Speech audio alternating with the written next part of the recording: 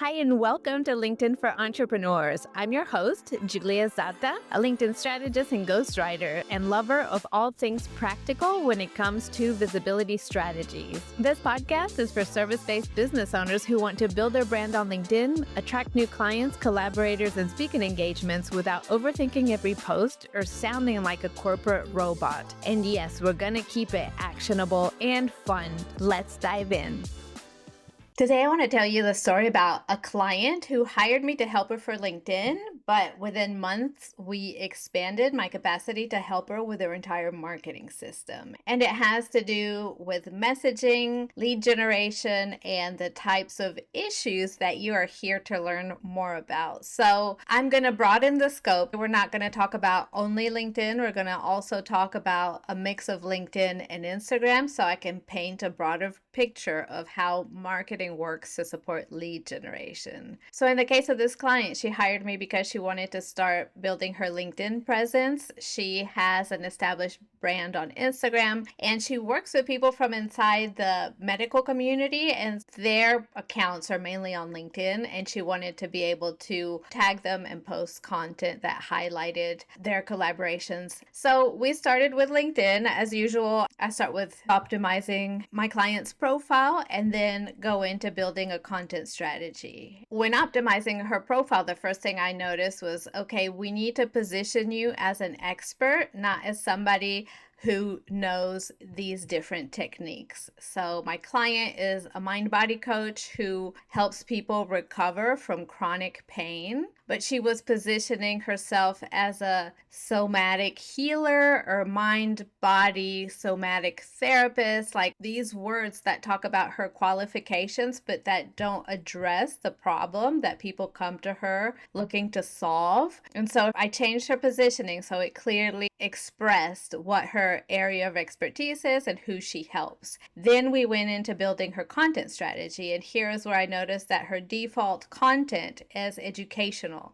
She gives tips similar to what she teaches her paid clients, but in a very condensed format to give her audience a quick win. And while that was attracting views and getting impressions and some reactions, it wasn't really driving leads into her funnel. It wasn't bringing new email subscribers. It wasn't getting paid members into her online community. And so after a couple of months of working on LinkedIn, I started to analyze the content that she was putting out on her other social media platforms. And so I looked at her analytics and I realized that Instagram was where she had the most engagement. It was where she had the deepest relationships, because what engagement tells me is that there's the level of trust and a level of communication happening from her to her audience and back from her audience to her. So I decided, okay, let me see if I can change some of these Instagram posts so that they start capturing leads, because right now we're getting engagement, we're getting reach, but I'm not seeing how people are going from Instagram into her membership. I don't see a clear pathway here. And so I suggested we try short form reels, like 7-second reels that had a very clear call to action right on the video that her audience needed to hear. So an impactful message, a strong hook,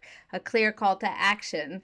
And it worked. We got comments, people asking for the free masterclass or information about the membership. And so from there, what I did was I set up an automation to capture these people's emails in exchange for the link to the free masterclass that she has. So what I did was start to create a pathway from content to lead generation. And so since that initial test where it was clear that that worked, I have expanded. So the short form reels are part of her weekly content. The clear call to action are part of all her content. And the content that she creates on her own, which is talk to camera video, we have changed the messaging so that instead of it being quick tips, it's more about positioning her as an expert, showing her opinions, her professional experience as a pain recovery expert, but also as somebody who went through this process herself, which people really resonate with. They love that kind of content, and it helps with conversion a lot better than just giving people a free quick tip.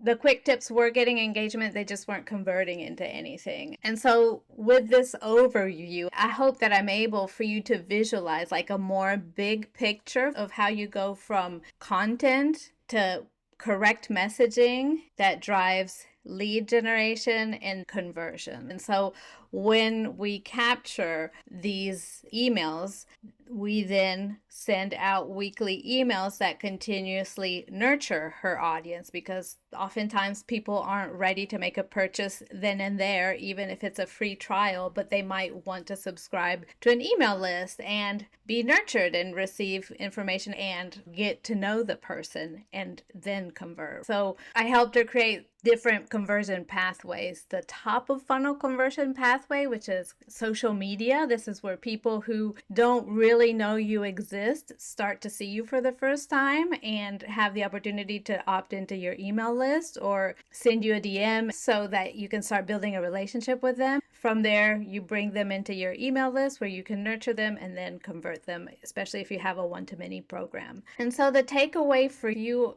is to consider, look, if you are a service provider, if you are a coach, if you're a consultant, the very first thing you want to address is your positioning. Is it clear who you help and how you help, right? Or are you prioritizing your qualifications? Because remember, people aren't shopping for a resume, they're shopping for a result. So the very first thing is make sure that your positioning is the strongest possible.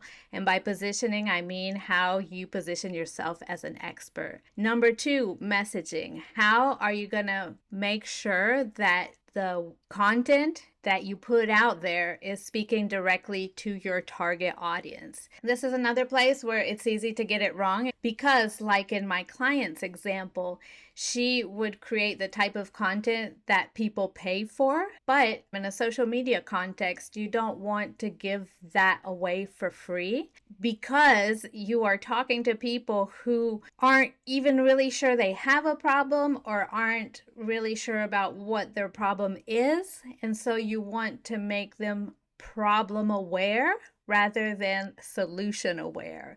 So you want to talk about what their struggles are, what their misconceptions are, and also what positions you as an expert. So your messaging is more about showing that you understand where they are rather than telling them, oh, hey, this is a solution to your problem. And depending on who you're marketing to, that's an important messaging angle that you need to be mindful of, because if you're looking for clients to pay you for your services, those clients, they don't want the free advice as to how to do it themselves. They don't want to do it themselves. They want to know what's the best investment for my money, who's going to do the best job, who can I hire that's going to really get me the results that I'm looking for, right? And so the content that shows that you get results, that shows that you didn't start yesterday, that shows that you know what you're talking about,